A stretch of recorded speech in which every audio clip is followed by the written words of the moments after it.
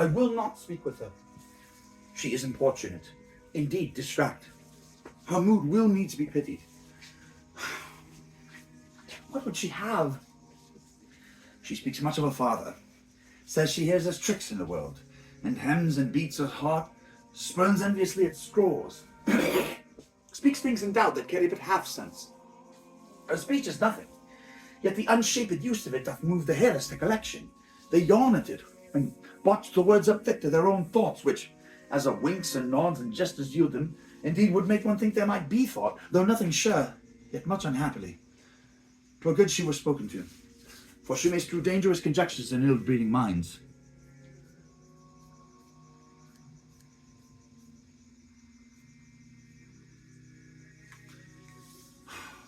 Let her come in. To my sick soul, as sin's true nature is, each toy seems prologue to some great amiss. So full of artless jealousy is guilt, it spills itself in feeling to be spilt. Where is the beauteous majesty of Denmark? How now, Ophelia? How should I your true love know from another one? By his cockle hat and staff, and his sandals shone. Alas, sweet lady, what imports this song? Say you? Nay, pray you, mark. He is dead and gone, lady, he is dead and gone. At his head a grass-green turf, at his heels a stone. Oh, nay, but Ophelia, pray you, mark. White his shroud as the mountain snow. Alas, look here, my lord, larded with sweet flowers which bewept to the grave did not go with true love showers. How do you, pretty lady? Well, good ear, dear. They say the hour was a baker's daughter. Lord, we know not what we are. Lord, we know what we are, but know not what we may be. God be at your table. Concede upon a father. Pray you, let's have no words of this. But when they ask you what it means, say you this. Tomorrow is St. Valentine's Day, all in the morning time, and I am made at your window to be your Valentine. Then up he rose and donned his clothes and ducked the chamber door, let in the maid that out a maid never departed more. The pretty Ophelia, indeed now, without an oath I'll make an end on't. By Gis and by Saint Charity, alack and fie for shame, young men will do it if they come to it. By cock, they are to blame. Quoth she, before you tumbled me, you promised me to wed. He answered, so would I have done by yonder sun, and thou hast not come to my bed. How long has she been thus? I hope all will be well.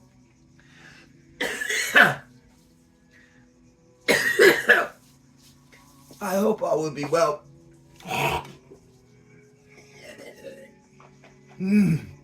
How long has she been thus? I hope all will be well. We must be patient. I cannot choose but weep to think they would lay him in the cold ground. My brother shall know of it. And so I thank you for your good counsel. Come, my coach. Good night, ladies. Good night, sweet ladies. Good night. Good night. Follow her close. Give a good watch, I pray you. Oh, this is the poison of deep grief. It springs all from a father's death, and now behold. Oh, Gertrude, Gertrude. When sorrows come, they come not single spies, but in battalions. First, her father slain. Next, your son gone, and he most violent author of his own just remove. The people muddied thick and unwholesome in their thoughts and whispers for good Polonius' death. And we have done but greenly and hugger-mugger to inter him. Lastly, poor Ophelia, divided from herself in a fair judgment, without the which we are pictures or mere beasts. Last, and as much containing as all these, her brother is in secret come from France. Feed. Feeds. Feeds on this wonder. Her brothers in secret come from France. Feeds on this wonder, and wants not buzzes to infect his ear with pestilent speeches of his father's death, wherein necessity of matter beggared, will nothing stick our person to arrange in the air and the air. Oh, my dear Gertrude, it's like to a murdering piece. In many places gives me superfluous death. What noise is this? Where is my Switzers? Let them guard the door. What is the matter?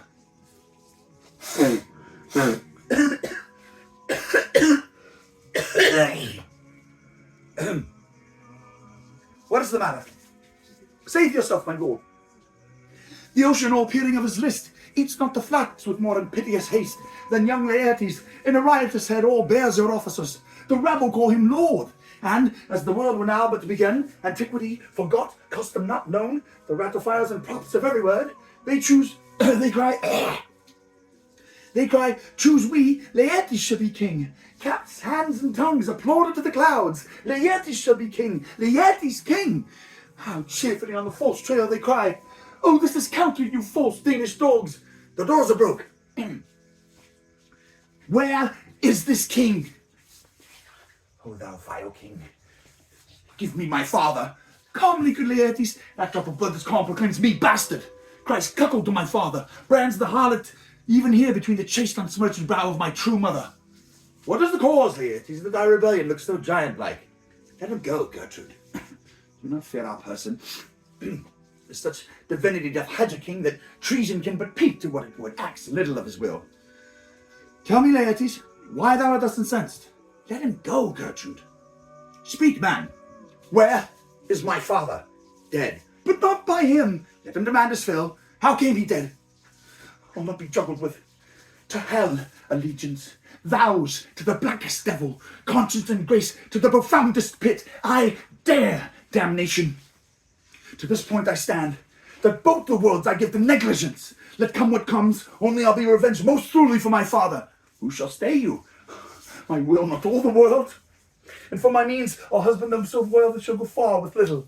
Good Laertes, if you desire to know the certainty of your dear father's death, is it written your revenge that swoop-stake you would draw both friend and foe, winner and loser? None but his enemies? Will you know them then? Oh, to his good friends, thus wide I'll out my arms, and like the kind life-rendering pelican, repast them with my blood. Why now you speak like a good child, and a true gentleman, that I am guiltless of your father's death, and am most sensibly in grief for it.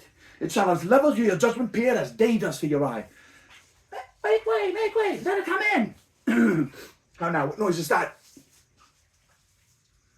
O heat, dry up my brains. Tears 7 times salt, burn out the sense and virtue of mine eye. By heaven, my madness shall be paid by weight till our scale turns the beam. O Rose of May, dear maid, kind sister, sweet Ophelia. O heavens, is it possible a young maid's wit should be as mortal as an old man's life? Nature is fine in love, and where 'tis fine it sends some precious instance of itself after the thing it loves. They bore him barefaced on their bier, hey nonny, nonny, nonny, hey nonny, and on his grave rained many a tear. Fare you well, my dove. Hadst thou thy wits, and didst persuade revenge, it could not move thus.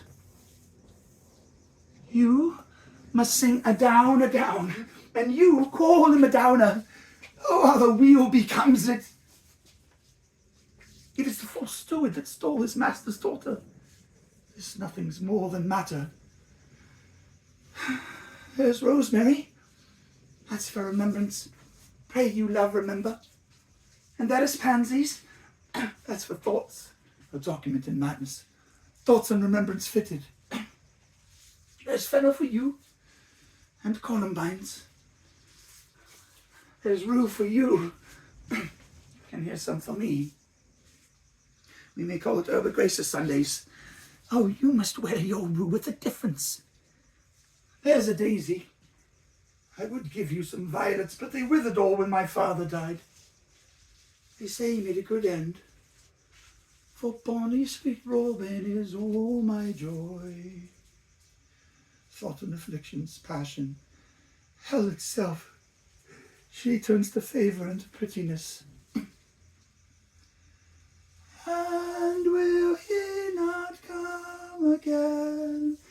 And will he not come again? No, no, he is dead.